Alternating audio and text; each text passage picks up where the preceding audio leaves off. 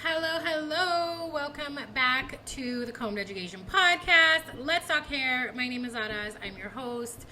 And, if you're a regular podcast listener, I just want to say thank you so much for tuning in and wanting to learn a little bit more, wanting to educate yourself. If this is your first time or the first episode that you are hearing, welcome.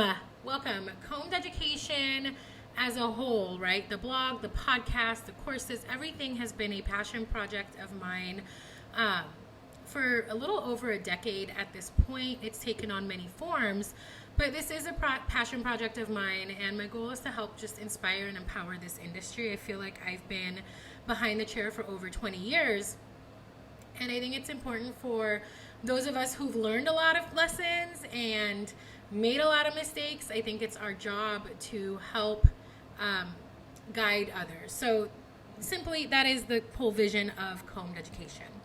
So this week on this episode, I want to shine some light on some of the issues that maybe you face with hair color and maybe certain medications. But before I get into it, I do have a few things to say, okay? So if you do a color service and the results are subpar, right? Maybe they're too warm or too ashy or too dark or too whatever. There are a few things that I want you to consider first before we start blaming the clients and before we start pointing fingers at medication. Because in working with several manufacturers over the years, I know this to be true, okay?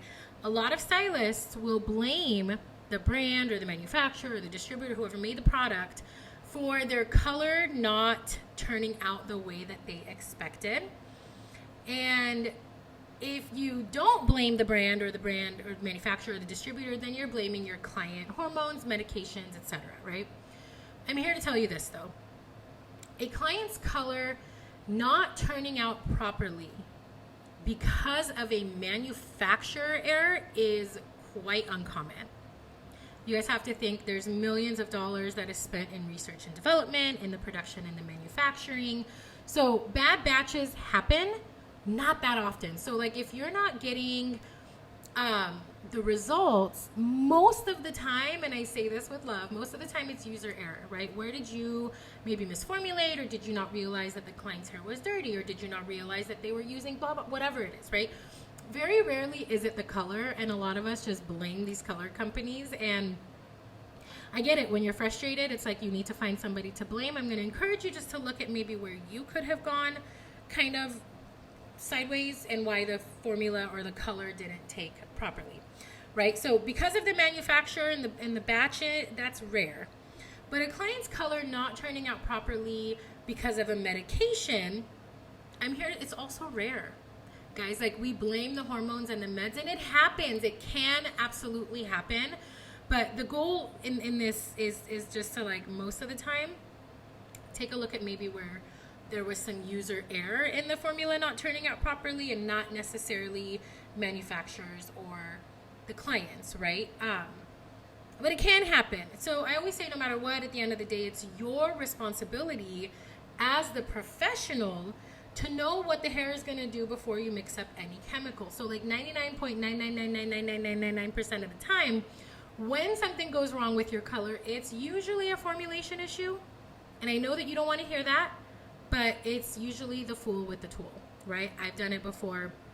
And even if it's not a formulation issue, it's, did you assess the hair beforehand? Did you know the hair's history? Like, if it is a medication, or if it is a hormonal, or if it is something that's on the hair, like, somebody the other day was telling me that, they did this client and the hair started smoking. Come to find out, the client used Sun-In. So when the hairdresser asked the client, have you colored your hair? She says no, because in her mind, Sun-In is not color, but it created a weird chemical reaction with the foils. So with all of that being said, there are certain situations though that make hair and hair color turn out a bit funky.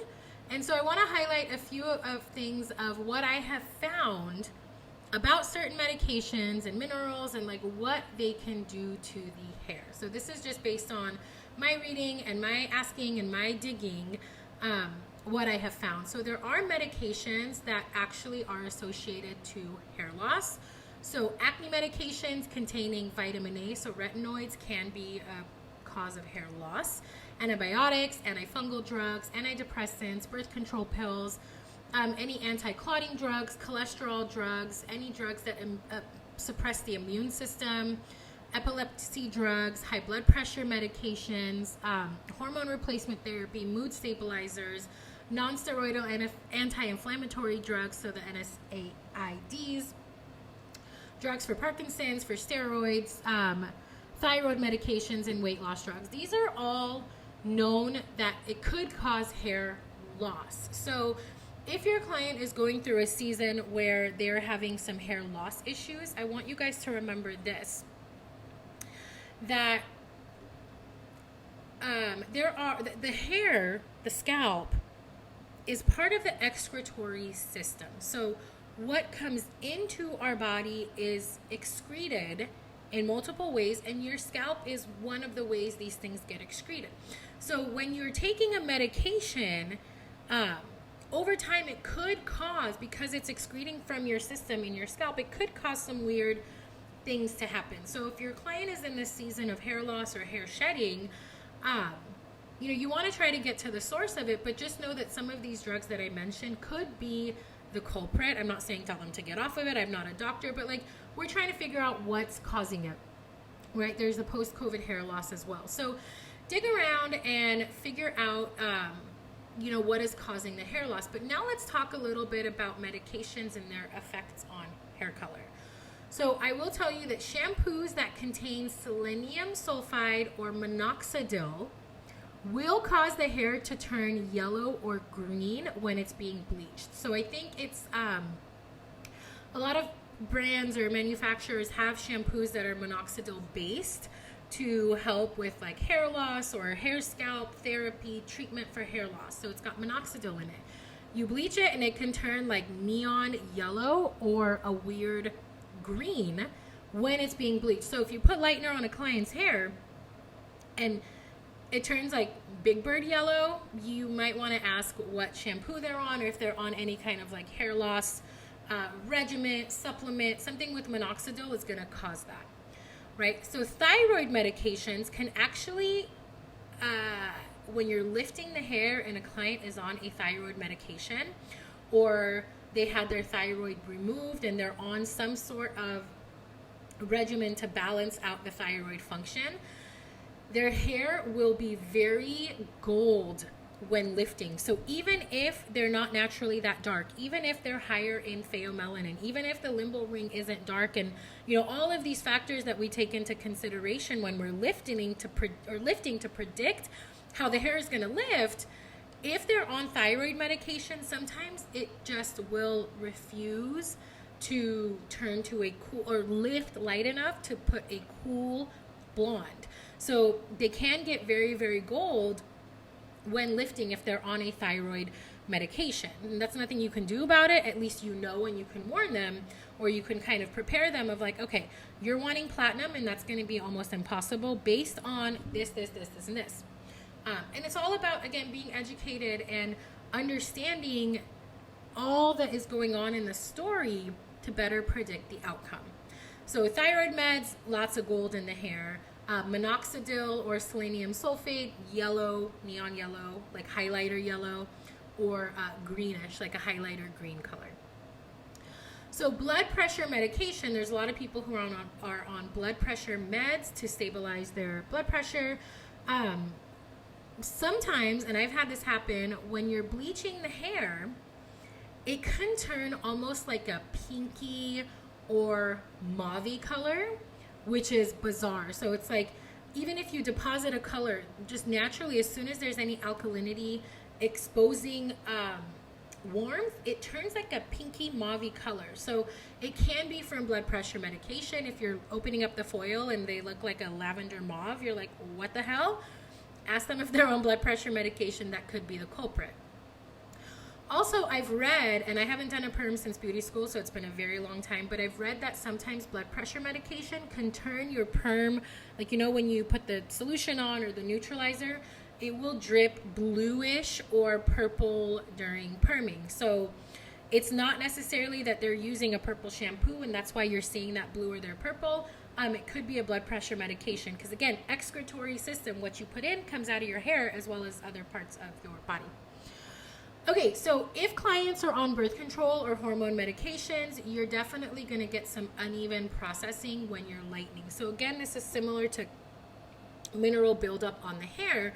If you don't chelate the hair, if you're not cleansing the hair with something that's chelating or that has EDTA in it, that buildup is going to be on the hair and it's going to cause a reaction. So it's not just the minerals, but medicinal like medication buildup can also cause some funky things. So if they've been on birth control or hormone meds, you're going to get some uneven processing. So if somebody is regularly on aspirin, I know a couple of people who are on baby aspirin just to prevent any kind of clotting. You will see that maybe their lightening process is a little sped up, so they get lighter a lot quicker. This is with regular use of aspirin, so not just like taking it once or twice, but if they're regularly on aspirin, it's been shown that their hair typically lightens a little bit quicker. So things to consider. If you're like, whoa, you got to level 10 real quick and you use like a balayage bleach, maybe they're on aspirin. Just things to know. Put it in the box of things to know. Iron supplements. So if you have clients or if you yourself have iron deficiencies and you're anemic of any kind, there's any kind of iron deficiencies, and you are on an iron supplement or your client is on an iron supplement, again, same thing with the mineral of iron buildup. It can cause the hair to get very, very gold and darker. So just like iron in the water, iron in your metabolism, when you take and ingest it and it comes out of your hair, you're going to see a lot more gold reflex. You're going to see a little bit more of a challenge to lighten, and you're going to see the hair getting darker. So ask your clients what they're on. Diabetes medications can cause uneven processing. Chloroquine and chemotherapy drugs can change the color of the natural hair. From what I read, they cause a biochemical interaction within the melanocytes, which is the pigment producing cells in your hair. And you'll notice some people who are on chemotherapy drugs or any kind of chloroquine for an extended period of time, their hair color can change. I know I've seen it with my clients where they were salt and pepper before chemo meds, and then after chemo, they don't have gray anymore, or vice versa. And then obviously the minerals like iron, copper, calcium, magnesium, these can all build up on the hair, making the hair very dry, making the hair very brittle, and they can also interfere with your coloring and bleaching processes, giving you unpredictable lift. So just some things to think about.